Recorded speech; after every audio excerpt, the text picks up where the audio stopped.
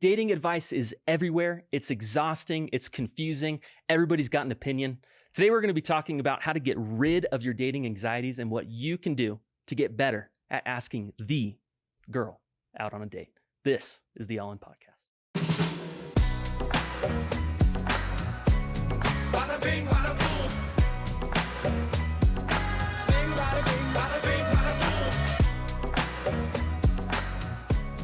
Bada bing, bada boom. Gentlemen, we've been on our fair share of dates in our life. Yeah? I mean, Jose took a while to get married, so he went on way more than we did. That's fair. Yep. How old were you? 35, 40? When I Got married. started dating, I was 28. Yeah. We're talking about dates with different women or just dates, like we've taken our wife out on dates? Yeah, just the Bachelor life, Yeah. I feel like It's a long we time have ago. some advice to offer here now in our wise old years of Yep. being 29 and a half and now 30. Jose, congratulations. Thank you. In a It's a new big decade of milestone. life. Yeah, for sure. What would you say, what are some pieces of dating advice that you've received in your life that maybe just didn't work?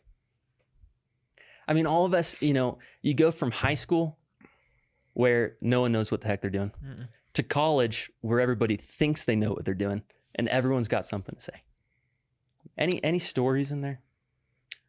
I've got one where it just wasn't necessarily dating advice as like a general concept. There was a recommendation to do something with a specific girl I went to ask out. And we'll get into, a lot of things that I've done that maybe aren't great for dating. Such as being too scared to ask a girl out, right? And dragging it on for years and becoming good friends and that whole thing. Everyone knows what you're talking about. But I remember at one point, offhandedly, this girl made a comment like, "If you ever ask me out, I'm gonna slap you across the face." Whoa.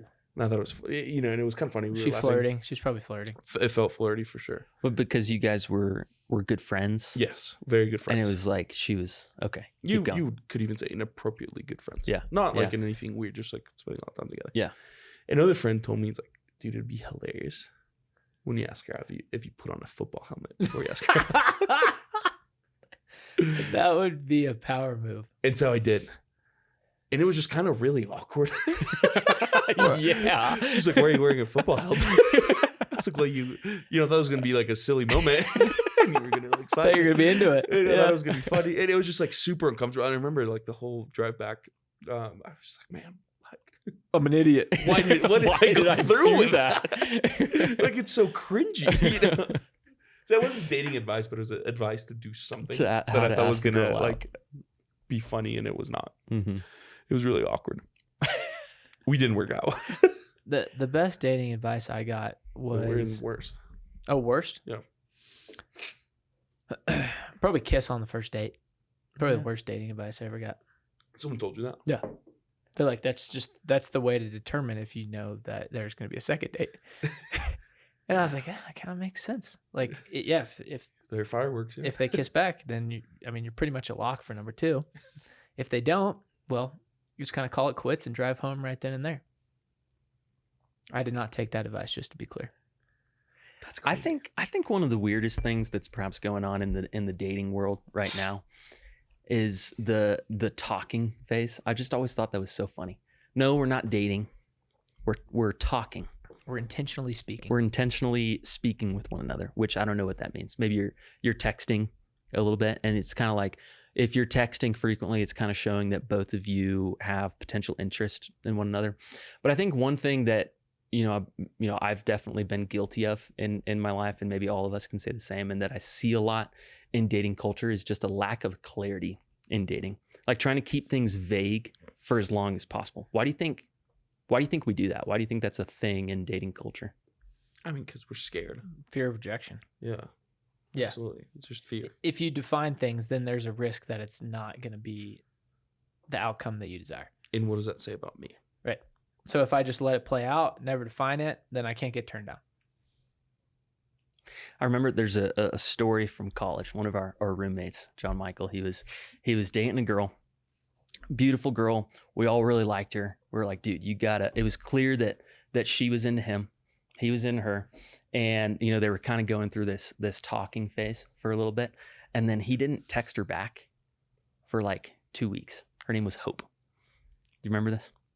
And I had a lot of hope in her. And our friend, we were telling him, like, dude, like, you need to ask her on a date. Like, you need to keep talking to her. Like, she's awesome.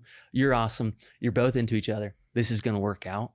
And it had been so long since he texted her back. He didn't know what to do. And so he took a picture of himself. He put a blanket over his head and he wrapped it around like this. And he texted her, E.T. phone Hope. From the movie E.T. And that was his way. That was his way of trying to get back. Starting the He was conversation. like, "Look what I texted her." I was like, "Dude, what Foolproof plan. What are you doing Did she right respond? now?" They're married now. She I responded. mean, that's a I clear don't really way of remember. like knowing if someone is the If right person. if or they not. like that, you're in. Yeah. So I think you guys hit on some points, which is just that when you have clarity, there's either an acceptance of that clarity or there's a rejection of that clarity. And keeping things vague allows you to kind of stay in that middle ground for a little bit. You don't put yourself on the line, if you will, and either allow yourself to be rejected or have the possibility of taking things further and actually stepping into a dating relationship. I think perhaps something else that exists just beyond even rejection. You could even say this is probably just the fear of rejection is a cause of this, but ultimately just passivity in life in general.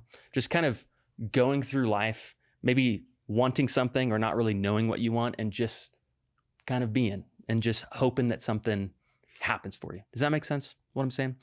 Oh, I think people confuse kindness with that passivity. So if I determine and I try to have an outcome in this relationship, then that inherently creates a tension between us. And so the nice thing to do is just to not rock the boat and just keep things moving along, not knowing exactly what direction we're heading, but at least I haven't rocked the boat. What about being, I would say on the flip side of this, have you seen guys who have been overly, like, how you're in a conversation with someone and people are just like overly blunt, almost to the point of being aggressive? My question is, I'm wondering from the girl's perspective, they want clarity, but in this situation that you're talking about, Jose, like, clearly there was a realization that you guys had a friendship that was going beyond just friendship. And it seems like she was trying to give some clarity to you, potentially, by saying, hey, don't ever ask me out on a date. Maybe kind of assuming that you were thinking that. Does that make sense what I'm saying? Yeah. Like, what does the girl think? Does she want directness? Does she not want directness? Is that pressuring her? Is that not pressuring her? I don't know. I don't know what girls want. Now that you're married. Yeah. I think, like, to that specific example, I don't think it was that, because that had been like more of like a joke earlier on in the friendship, because being like in college, we would always talk about, and I think this just happens a lot, of when like guys are just, when a guy and a girl are really good friends. Like, can guys and girls be really good friends? And I think at one point I kind of realized, like, no. Yes, but no, right? It's just a different level. And I think what helped me realize that was realizing this friendship I had. Mm-hmm. If I was married and I had this friendship with someone that wasn't my spouse but was a woman, my wife would not be okay with that. Or vice versa, Like, if I was married and my wife had the relationship that I have with this girl as like just friends, I would not be okay with that. And that's when I'm kind of like just blowing through your question. You're like, I don't really care what the girl wants. Like, there needs to be clarity. Mm-hmm. There needs to be like hey, what are we doing here? Mm-hmm. I think that with anything, two extremes of the situation. One extreme is the overly intentional guy that on the first date is like, hey, where's this going? And hey, I'm only here to discern marriage. Right. Like, whoa. That's way too forward for sure. Right. Like, don't get into that unless there's an opportunity where you see the next logical step is the following. Have some micro intentionality. Like, hey, I want to take you on a date. I want to get to know you. I want to be able to have some one-on-one time where we can actually foster a little bit more of a relationship outside of a group. And then on the first date, like, hey, I really enjoyed the first date.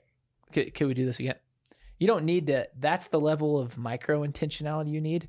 But the macro-intentionality of like, hey, I really want to go on 3 dates. And after 3 dates, I would like to have the opportunity to ask you out. And then I see us dating for anywhere from 6 to 9 months, give or take a couple of days. And then I want to get engaged.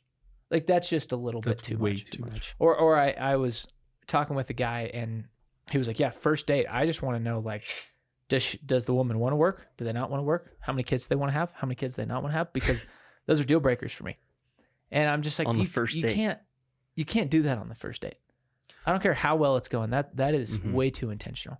I do also think it's like, well, what is dating? Right. And like Jose asking the real questions philosophical here. there.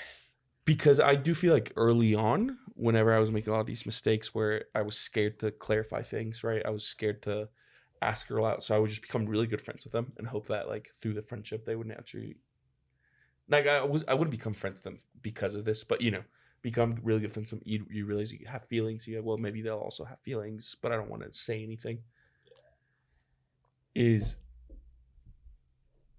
I think part of my fear outside of being rejected was that dating meant that like we were going to get married versus like dating just to get to know someone. Am I making sense here? Yeah. Of like, why are we dating?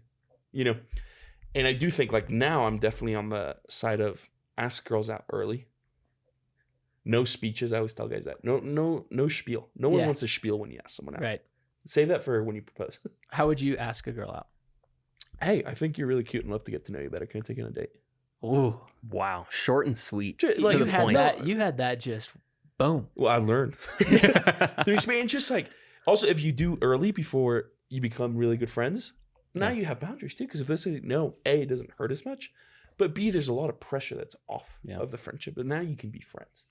Well, I think to the point of the conversation, what do men get wrong about dating? They put way too much pressure on dating. On dates. Yes. Like they think going on dates means that you're boyfriend, girlfriend. That it is an exclusive relationship where we have to make a decision on if we're going to get married soon. And it's like the purpose of dating is to intentionally get to know someone. To see if it would work. To see if there's a possibility that you move into a more serious dating relationship. Yep. Where then, we would use the term relationship at that point. There's dating, you're getting to know someone. There's a relationship where you're saying exclusively, I just want to get to know you. I don't want to get to know other ladies. I want to get to know you for this period of time.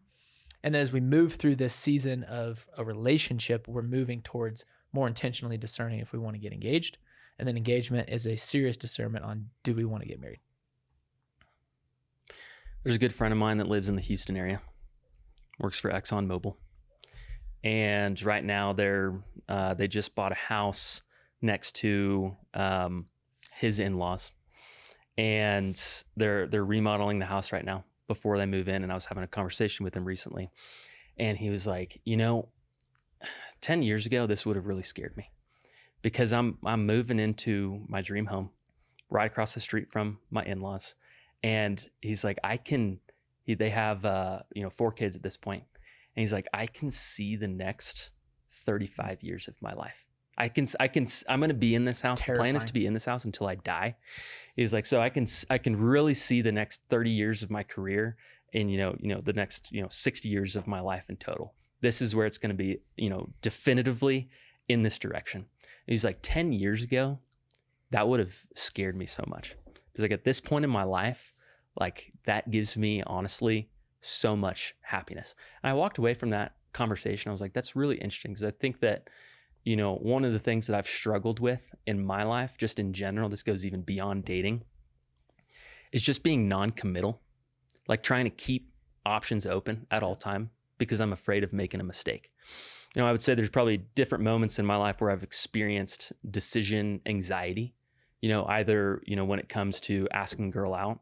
I think one of the unspoken fears there, especially when you're friends with someone, is that if I clarify my feelings and I ask them out on a date and they say no, I'm going to lose the friendship with them and it's going to be awkward now. So I'd rather just live in this gray zone and be non-committal because at least I can be friends with this person. But that idea of, when you're, in college or in your early 20s, you've got your entire life in front of you and it's like, your life could go in a series of 50 different directions and you have no idea yet. And that feels like a lot of freedom for you at the time. But what I was seeing in this friend of mine that lives in Houston is that actually the freedom came for him when he, had the audacity to make decisions that set out, a path for him over the next 50, 60 years of his life until the day that he dies. How have you guys seen that kind of dynamic play out, particularly amongst young people, perhaps even beyond dating, just the idea of being non-committal in your life and not being willing to set a clear vision and direction for where you're going? I always need to have like a 3-year, 5-year picture in my head. So I'm probably on the extreme of being hyper intentional to a point where when the plan doesn't work, I get really frustrated. But I think for our listeners, people probably in their, late teens, 20s, maybe early 30s, Arthur Brooks, who is one of my favorite kind of speakers, authors, he talks about these different decades of our lives. And he says in your 20s is about decision making. So you are making decisions on job, career, family, relationships, your humanity, and where you're going to live. That's how he defines your 20s. In your 30s, you're settling in and living with the reality of those decisions. You're kind of receiving the consequences of the decisions you've made in your 30s. And then in your 40s and 50s, you're helping those around you make those decisions in their 20s and 30s. I love how he breaks that down. I think most of our listeners are probably in that stage where they're not yet at your friend stage where they're looking at a 10-year decision. They're at a stage where they're looking at a 6-month to a year to a 2-year decision. Where am I going to live post-grad? Who am I going to date? Do I want to propose to this person? What's the first job I'm going to get? Maybe the second job, maybe the third job. Those are all kind of 6-month to 1-year to 2-year decisions. I would almost argue those are more terrifying because if you're just a little off kilter in that decision, we know the old analogy of if you're, 5 degrees off and driving to DC, you'll end up in New York City. And that's kind of where our listeners may be, is that decision fear of, man, if I'm just a little bit off here, if she isn't perfect in every way, then when we're 40, we're going to have a marriage that's fallen apart. So I think I relate to our listeners in that fear, having gone through that. But I think the reality is if you don't make a decision at all, you're therefore making a decision, which is to not move forward. And sometimes, especially with dating, the best way to figure out is to go on dates. And I'll make a bold statement that I think guys should maybe even date multiple women at the same time. Now, I'm not saying invite 2 ladies out to a dinner and only talk to one of them, but take a girl out for coffee, have another one scheduled the next day. People think there's something wrong with that. I think that's just a volume shooter. Well, I think honestly, what people feel around that is the reason they feel that way is because primarily, this is how I see it, unless there's, a lot of people are dating off of dating apps right now through Hinge and things like that. But thinking from my college experience, I wasn't asking a girl out on a date unless we had probably flirted for like 5 months. You know what I mean? Yeah. And so it's like if you're dating, maybe not a best practice. Yeah, maybe not a best practice. But I think that's the fear there is like if I'm going to be taking multiple women out on dates, there's like this build up to the date even in the first place. Well, I honestly feel bad for people who are dating post-grad. And here's what I mean. When you're in college, it's really easy to meet a ton of different ladies.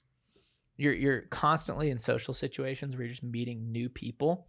And so your ability to find people that you're interested in is just a lot higher. So I talk to people on dating apps. And, first of all, I was pretty anti-dating app. Like, oh, dating app, that just means you can't meet people in real life. But then I started hearing them and they're like, dude, I just don't have a ton of opportunities to like go meet women, and so I'm going to try to see if there's people I connect with online and then I can get to know them in person. I mean, we have great friends that have met their spouse on dating apps. I don't see anything wrong with that. But I think when you're post-grad, where are you going to find those connections? Yeah. Church, maybe. Church, work, but and then mutual friends, people setting you up. Yeah. I remember in college, getting set up was the ultimate kind of dig that you can't actually meet someone yourself. But now post-grad, I love setting people up. I got 2 great people. Let's connect them. Yeah. So I think really what we're kind of hitting on here is just that in life in general, particularly at a young age, there's so many doors that are open. And I think, trying to think back to where my mind was when I was 19, 20, 21 years old is that every single door is open. And as I start walking through those doors, some of them are going to close. And that's kind of a scary thing, especially if you see one door close, two doors close, three doors close. And then you're kind of wondering, do I even walk through any more doors? Because at least I can keep them open and, not have to know what's necessarily on the other side of those things.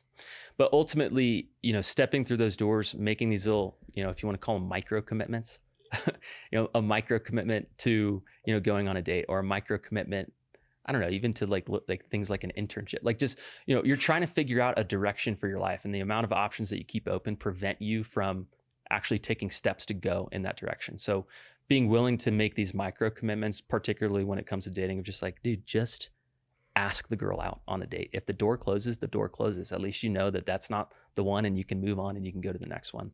And ultimately, when you make those decisions like that, that type of clarity, while it might be fearful in the moment, ultimately brings peace. So my question to you guys is, do you think that this non-committal nature, just in general, and this non-committal nature in dating, is something that breeds anxiety in young people? 100%. Yeah, I mean, I think that's what I think it was you that said it, John Michael, of indecision is a decision, right? It's like, okay, I don't want any of these doors to close, and so, I'm not going to make a decision, but then you're not actually living what's on the other side of any of those doors either. So you're not enjoying what's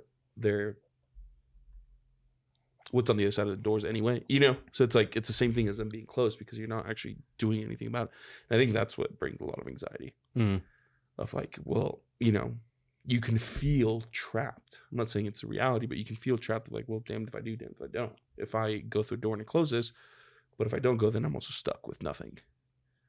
And I think that you can really spiral from there. Well, I think for men, we are designed to be active. We are designed to be the initiator, but we fall frequently into the sin of Adam, where we're just totally passive and we're waiting for things to happen to us. And it's not going to happen if you're just waiting. Mm-hmm. It's not. And so until you're consistently putting yourself out there, the risk of rejection. I mean, I was talking to a friend. He's been rejected the last 16 women he's dated. Like, props to him. He hasn't even been able to get off to a first date. In the last 2 years, he's taken 16 different women out on dates. And now he has a girlfriend. He found one. But it's like, that's so hard. Yeah. Like, he was telling me, he's like, I don't even want to ask any girls out, because I'm so sick and tired of being told no. And he's like, I'm so confused because all my buddies are telling me, you're like the best looking guy among us. Like, what is your problem? Why can't you figure it out? And anyway, so I don't blame people when they're just like, dude, I've been rejected like 10 times in a row. I feel like I can never figure it out. So just got to keep shooting. Mm-hmm. Got to keep shooting. What's your ideal first date? We got a guy out there who's like, hey, I got a girl I'm interested in, cute little brunette. I want to take her out. I need a playbook for first date. What are you drawing up for him? We were in college, John Michael. There was a spreadsheet that was going around. Do you remember this? Oh yeah. It was like good first date ideas. College station. Yep. First date. Ideas type of thing. I think people just hit water or glow in the dark golf balls into Lake Bryan. I think you did that. I don't know if I do that. I think you did. It's Colin. It might have been Colin. Yeah. So I like stuff like that. My advice to people is, first date, have 3 things planned. Okay. I know people may be scared when I say 3. Have an intentional time. Maybe it's a short casual dinner. Maybe it's a drink, happy hour, 5 p.m. Short intentional. So like, don't make it an hour and a half long dinner. Go in, grab a drink, then go do something fun so that you can actually have some distraction to the conversation. And then leave that third option available, but you don't necessarily have to plan it. So it's like, we're going to do happy hour. We're going to go hit glow in the dark golf balls, or do a painting event or bowling or whatever. And then have in your back pocket a post event, like an ice cream, a walk, late night coffee, something like that. If it's going Just really in well, case, yeah. if it's going really well and you're really enjoying it, throw that one out there. But don't make it longer than like 4 hours Yeah. max. What was? Go ahead. What, I was gonna ask. What was your first date with Emily? Oh man, first date was ice skating. No, we went to the Perot Museum in Dallas. Fun activity. And then we went and got Chipotle. I have a memory of y'all going to the Alpaca farm. No. That was a different girl. That was a different girl. That was before Emily. Yeah. Well, you know, it's funny. I have one of your books at my house, and it's Theology Insanity. Oh, love that. Frank Sheed. Yeah, and there's a bookmark in there, which is it's an Alpaca farm postcard. No. Yeah. And I was like, Oh, this that's is. I should give this hysterical. to John Michael because I think that was his Must first be date special for with him and Emily. No, don't. Didn't work out. It was a wonderful date. She Yeah. wasn't the one. I will say a lot of my date ideas, because to your question, I would always say like, okay, do something that's a little fun. It maybe has a little competition that could be fun, but that's distracting enough that you can still have a conversation, but you don't have to look at each other the whole time. Yes. Right. And I'm like thinking through a lot of the ideas, things that I've done or like date ideas that I've given to people. And a lot of them I'm like, I don't know if this would be fun post college. Yeah. Like I feel like a lot of them are like college ideas, you know? like putt. Or like That would be fun. I don't know. I think we both use this date where you paint each other. Well, okay, clarify. Where you get like a small little canvas and Oh, okay. you like get some There wine we or maybe go. some beer. Yeah, it and sounds you like just a kinda married hang out date. and you get like 30 minutes to paint each other's faces. Mm. Yeah. And then you like trade. And you're it's kind of really laughing funny. and chatting. Yeah, because and No, unless that'd you're a be really good great. artist. That'd Yeah. be But I'm like, would that be great. fun? Is like, Yeah, absolutely. No, Like- it'd be awesome. right. my first day with Reagan was I picked her up and we went to Chick-fil-A.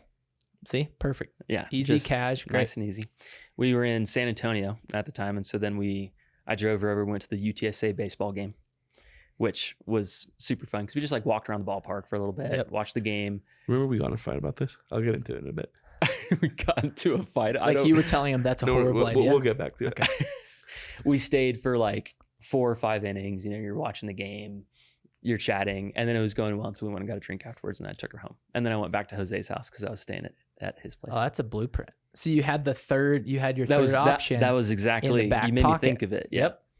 But I don't remember getting in a fight with you. So I remember, because this is the second time y'all went on dates, right? Yeah, I mean, we went on like 2 dates our Which- sophomore year, and then right. and And then then we were Didn't friends. some homeless guy try to steal your date spot? it was when you did the painting. Yeah, that did happen. Yeah. But anyways, I was hyping Clayton up. It's like, you need to go ask Reagan out right now. And we were at your house in college, and you know he's kind of getting hyped up. And he goes and he comes back, and we celebrate. We smoke a cigarette, we drink a beer, and then he's like, "All right, here's my plan." And he tells me this. And now I don't know how much of our listeners know this, but I think baseball is the worst, most boring thing of all time. Like I can't stand baseball. Kind of like golf, but you can move. It's kind of like if you don't like being intellectually stimulated or having to like think about things, like you might like baseball. No, and so I've actually come around to it because of you. But I just remember thinking like, man, that sounds awful. And also to our listeners, if you don't know this about me, I have very stoic expressions. Even when I am excited, like I don't show it much. And so you looked at me and you said, "What do you think?" And I'm thinking like, I can't tell what I think. I was like, "Oh, that sounds good, Clayton. I think you guys will have a lot of fun." And you're like, "You don't think that? You think it's a bad idea?" I was like, "I don't think it's a bad idea. It's not something I would do." And I've never seen you more angry with me. We like got into a yelling match because you were like, "Well, this is a good idea and it's my idea. This is an objectively good idea. This is my date." And I was like, "I'm not trying to tell you change it." And we just kind of went. I just needed you to be a hype man. That's what I needed from you in that moment. I know, and I fell short. Yeah, you did because fall I don't short. like baseball. I will say that later on, I did go.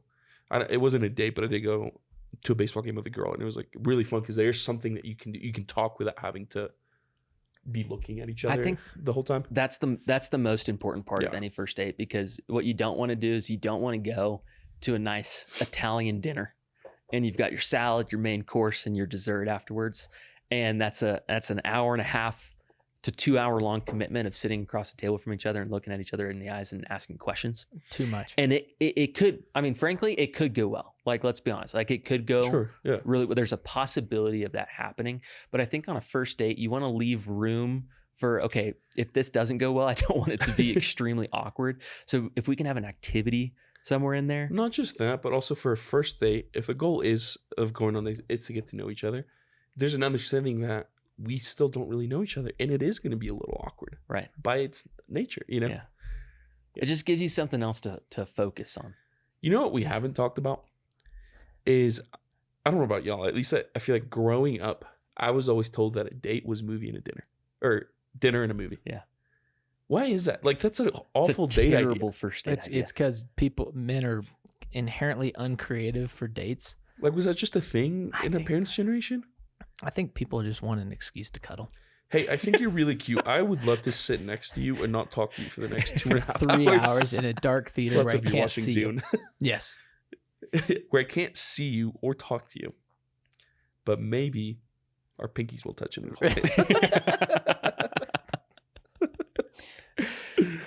I took a lot of girls to movie dates in high school. Did In you? high school, I did too. In high school, yeah. In middle school, it was like the thing. Like You were six. dating in middle school? Oh yeah. Public school. In Well, six. the thing with middle school dating is you don't talk to each No, other. you wouldn't. You know Yeah. how many I had. A lot of girlfriends in middle school, but they were all like 2 weeks, maybe a month, and it was like we were friends and we would talk, and then we'd become official. And it would usually start from playing the 20 question game over text, you know. And by question number 3, so Who do you like? someone say, "Who do you like?" And then you'd say, "IDK, you," smiley face, you know. And then Next but thing you know, you're serious. so yeah, next thing you know, your non-committal, boyfriend, dude. girlfriend, and then you stop talking to each other. I remember one girl in 7th Yeah. grade, we became official, and I found out she was at the mall that my family was going to for like some shopping that day. And like I turned off my phone, I stopped replying to her, and I was just like scared Please to don't run see into her. her. Yeah. Yeah.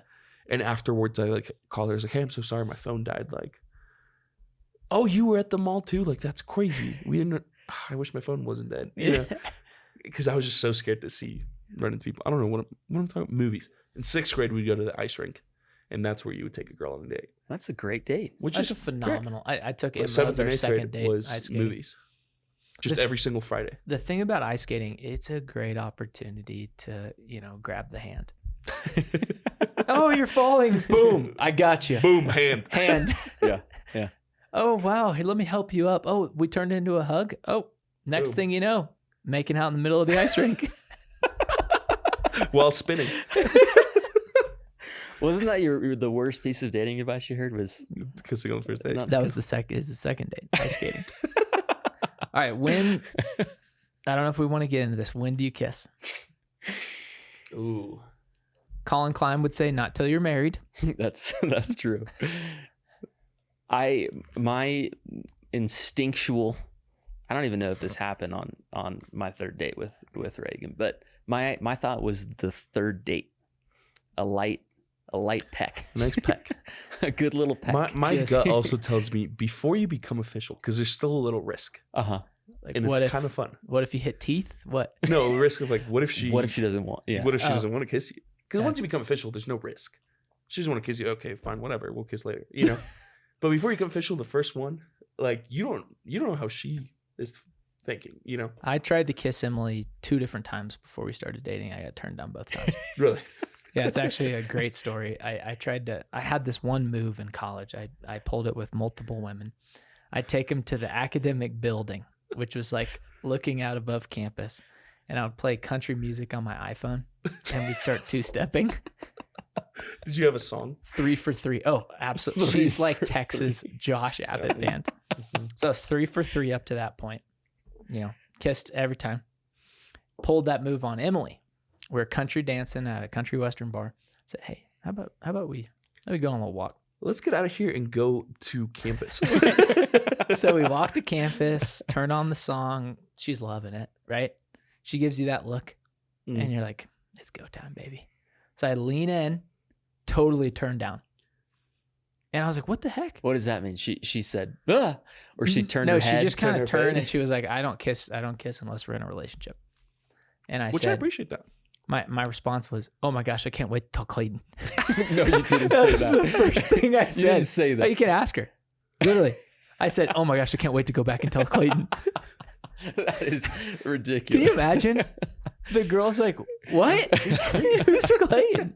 What do you need to tell him? You just got rejected? But anyways, I lost the battle. Well, I But I think won the you know war. the growing theme that I'm sensing here is honestly just honoring the woman that's in front of you. You honor her at the beginning by being clear and asking her out on a date. You honor her in the type of date that you take her out on, not one that creates immense pressure to just like hit it off immediately and have amazing conversation.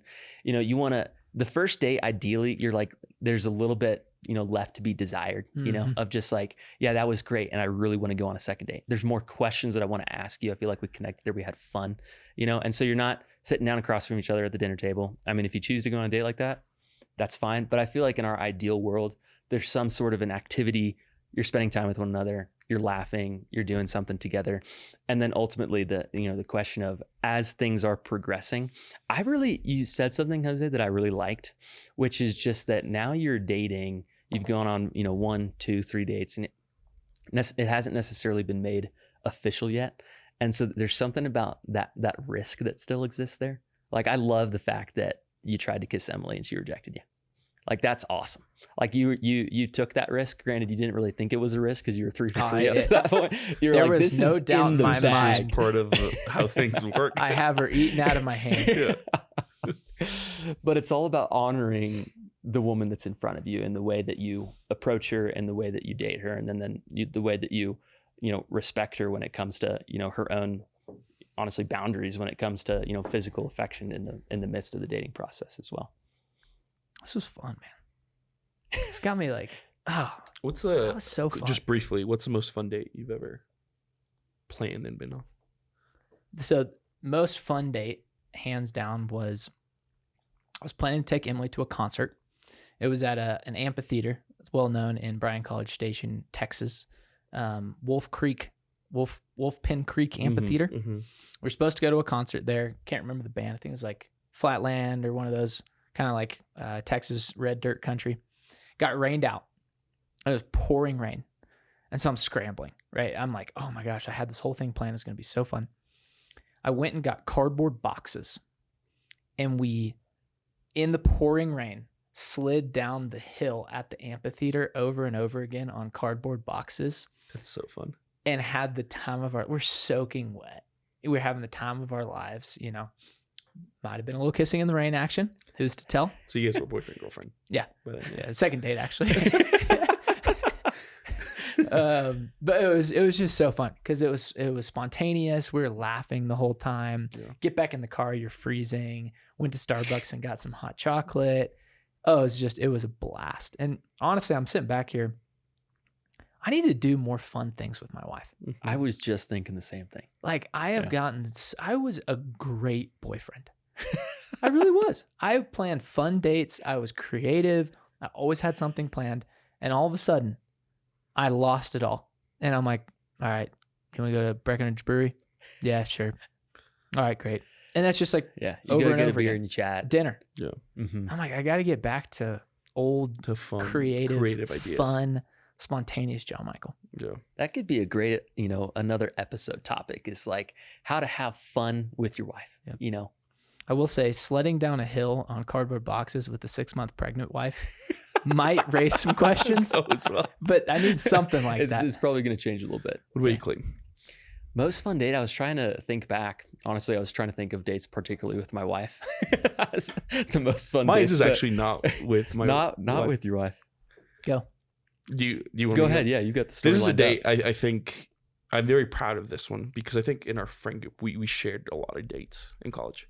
Like date ideas. Yeah, the ideas. Yeah. And this one, I like to say it's an original.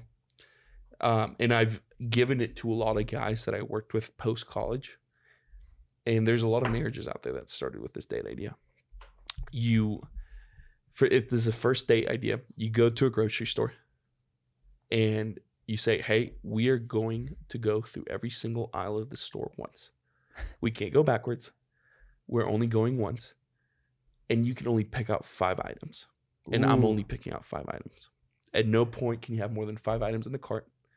So if you see something you really want and you have 5 items, you have to trade it for something else, and we can't go back for it. And then we're going to go back to wherever, and we're going to see who makes like the best meal out of these 5 ingredients. That's a blast. And it's so fun. It's kind of competitive. You're not having to look at each other. Yeah. Now, it does take a little more maybe confidence to pull off, because you got to be okay with It being horrible. the food being awful, right? But I'm like, you could do, if I'm doing that, I'm doing like tortillas, ground beef, taco seasoning, cheese, lettuce. I think I did. What? That's great.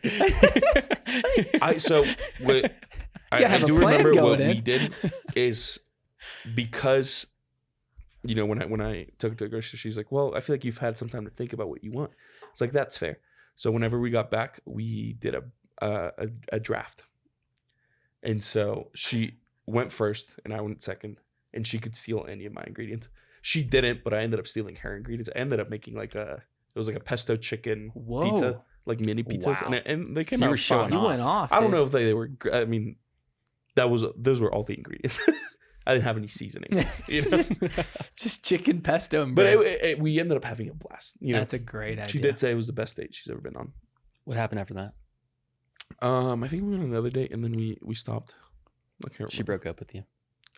Did you break up with her? She got food poisoning from this chicken pesto pizza. Chicken was She uncooked. probably ended things with me, if I had to guess. Hmm. I can't remember. Well, now you're happily married. No, I'm I happily assume. married. I Yeah. haven't used that date with my wife yet. Does she know about it? She does. She Oh, does. okay. She knows. So, She's you can't full recycle. aware of these things. You can't recycle. She's also one of the best cooks I've ever met. And so it's also like, It just I'm not a wouldn't be good cook that in general. fun. Yeah, Yeah. it'd be fun for me because I get to eat her food, Uh-huh. But anyways, that's my best date, most fun date that I think I've been and been on. Let's take an action item here. Let's take our wives on a fun date. We'll report back We'll report back. to our listeners. Yep. So So we are all in on clarity. We are all in on commitment. We are all in on honoring the women that you're dating. This is the All In Podcast. Make sure to like, subscribe, and share with your friends who are maybe a little non-committal on their dates thus far. Thanks for listening.